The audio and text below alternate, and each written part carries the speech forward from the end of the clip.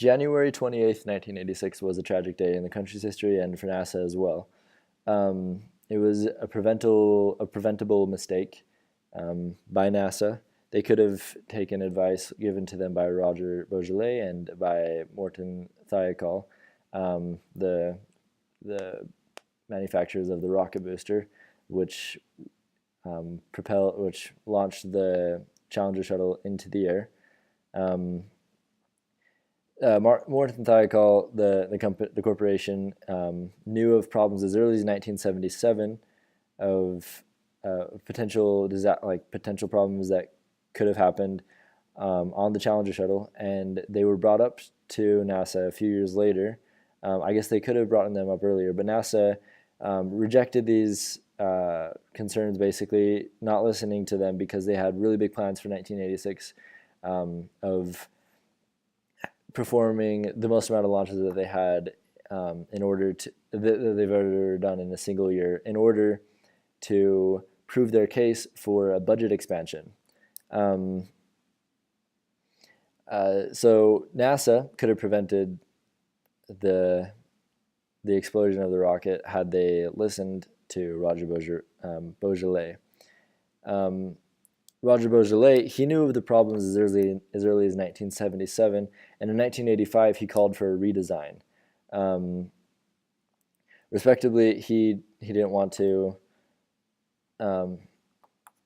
express his concerns really early on because he was the one that designed them, the rocket boosters, and so his job was on the line. But in 1985, he did call for a redesign to NASA, but they rejected this because of their plans to perform so many launches.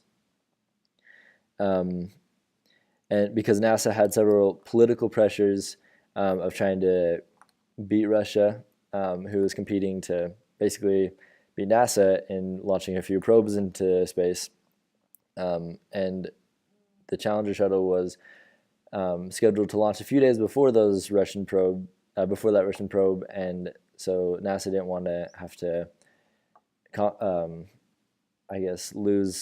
have a risk of losing to Russia, and so that was a factor. They also wanted the rocket in the air for Ronald Reagan's State of the Union address, so that he could address how much of a success that was. But what a failure it turned out to be, because they neglected Roger Bourgelat's concerns.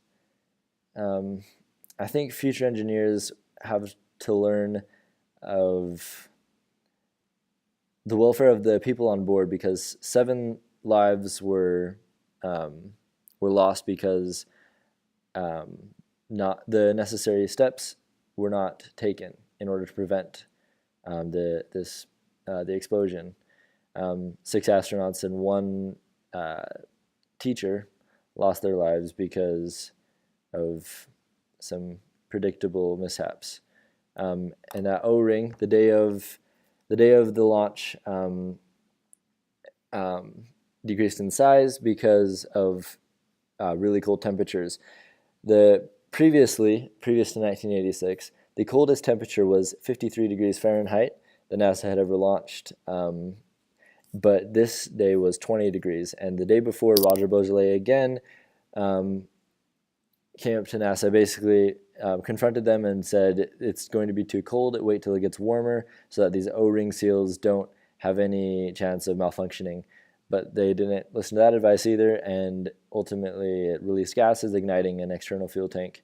And what future engineers have to learn about is that 2 billion lives or $2 billion were lost on that day, and 7 lives were lost as well, because management of NASA did not listen to concerns brought up to them by people that they should have listened to.